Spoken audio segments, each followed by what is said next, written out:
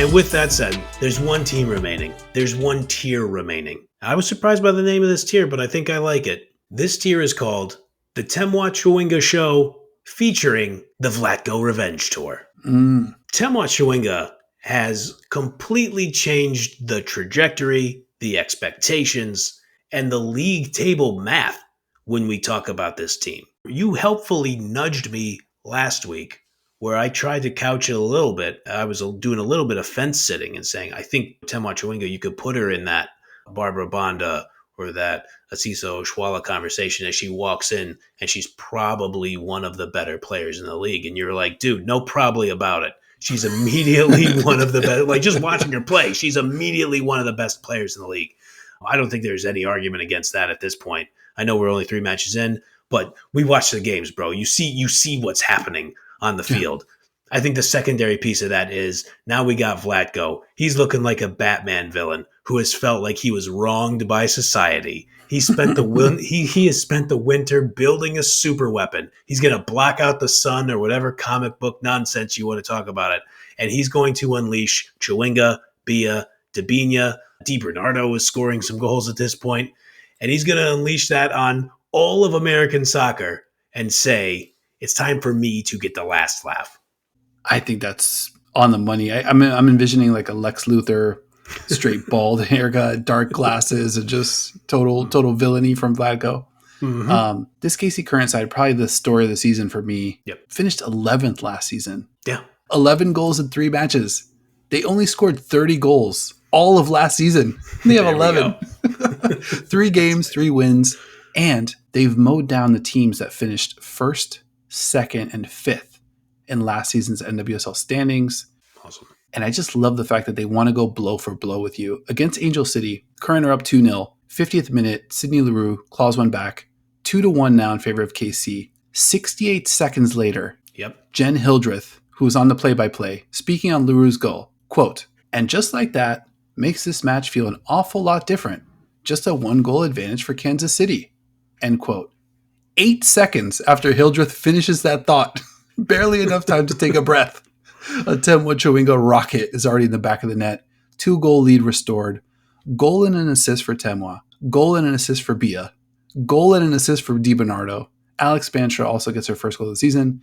No Debinha in this one. Temwa Chawinga, my new interim favorite player in the league at the moment. That is until another African superstar striker makes her debut for a certain team in a certain town in which I happen to live. Mm-hmm. A lot to be excited about. I would say, man, and let me just shout out Vlatko on this because I thought it was an important point that he raised, is that somebody was asking him about Chawinga's speed after the match, and we reference it too because she is fucking lightning fast. But I love what Vlatko did, and he said she is fast, and I'm paraphrasing here. I do not have the exact quote, but he was very quick to say, but I don't want her to be solely defined by her speed. There's actually like research around this. Shame on me for not citing the exact source. We can get back to you guys on that, but it is legitimate. And Dino, you and I have watched sports our entire life. We're bordering on old men at this point. And I'll just say it frankly, when people talk about black players, they almost always talk about their speed and their athleticism. Chawinga is also a genius when she is down in the final third, in the attacking third. The movement, the passing, the timing of the runs. And I thought it was a really cool thing by Vlatko to bring up. Yes, the speed is absolutely a factor. You'd have to be blind not to see that. But her intelligence is absolutely A1. And I think it's what's going to make her, like, she's already going to be in the running for NWSL MVP. I think it could be the thing that pushes her over the top. So shout to Vlatko for just kind of like putting that out there. Like, hey, don't just describe this African player as fast. Realize that she's a genius as well. You know, we've obviously talked a lot about Temwa Chawinga on the show. I don't know that we've talked a lot about her speed specifically. That is true. We've talked a lot about her playmaking. Like, her striking is just A+. Devastating. Yep. It's devastating.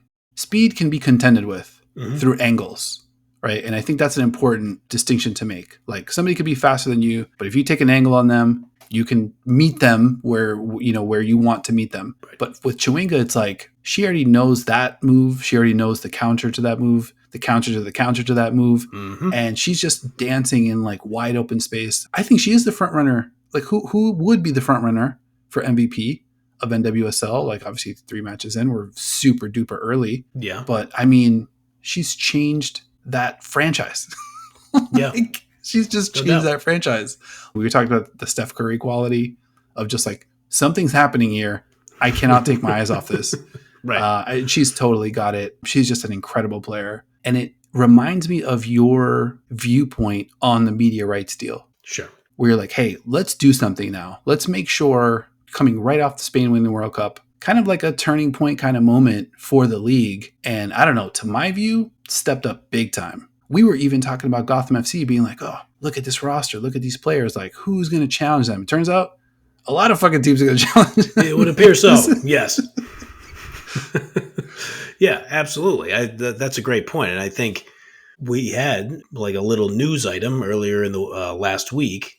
Sophie Smith signed an extension, a new contract with Portland Thorns. So, you're going to have to spend to be able to contend. And Sophie Smith had some really interesting comments at her press conference. Sophie Smith said something to the effect of, Europe has great leagues. I understand that. Players go there and they develop their competitive leagues. That's great. And I'm paraphrasing here, but she essentially said something like, but I don't think it's necessary for me or other players to go overseas to get that kind of development because the NWSL is a great league.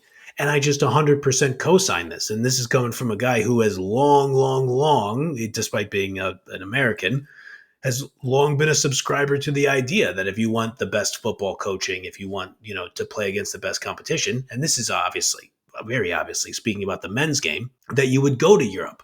That is not the case in women's football. This is one of the best leagues in the world. Smith understands that very clearly. I mean, Esther Gonzalez, who is a Spanish player, talked about it last year about how this is an elite league. So exactly what you said. The additions of these players like Chawinga, it only creates a cycle. It creates an arms race or a legs race, if we want to make a terrible footballing joke. But it creates a race between the squads of, oh, okay, you got Chawinga. Who's the best center back I can get? Who's my best right back that I can sign from overseas? How much do you cost? Okay, I'll buy that contract and now I'll give you that yearly deal. Because if you're going to want a chance to compete, you gotta spend for it. Yeah, 100% agree with that.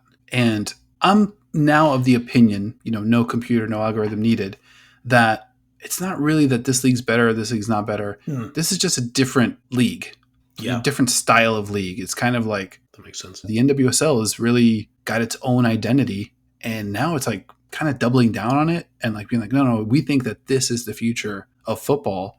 Really interesting that it's like the African player influx that's driving the change of the league. And I don't know, it's just really exciting. And I think it's sort of like that, like a leapfrog kind of mentality where it's like, all right, well, now let's see what happens in Europe as a result.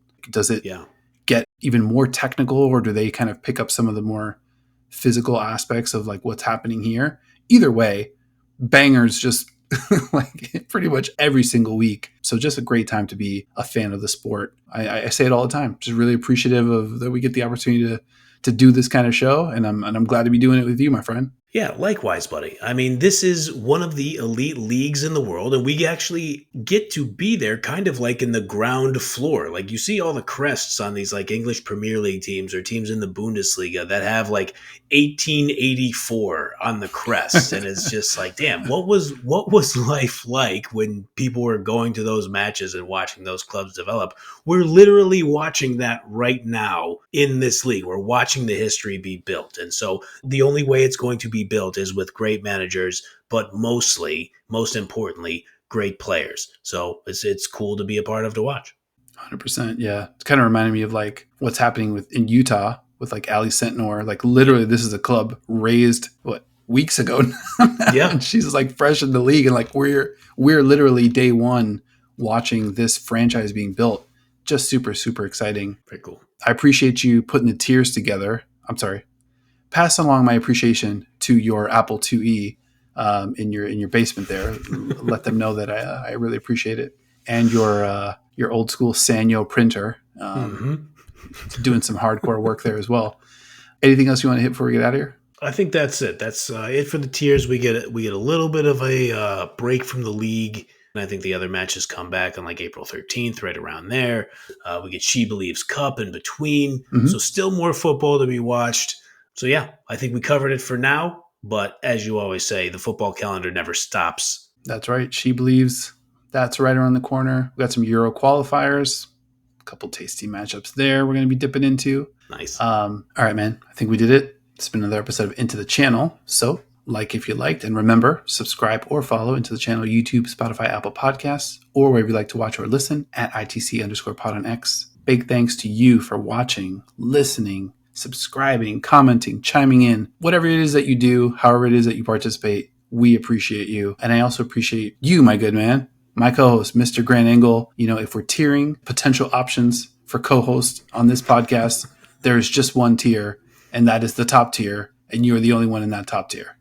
Likewise, buddy. I think we're living on that top tier together. But most importantly, on that top tier with us, everybody who enjoys the program, thanks for rocking with us. NWSL taking a week off for international break, but we'll be talking She Believes Cup and some of those other European matches. So we will see you guys then.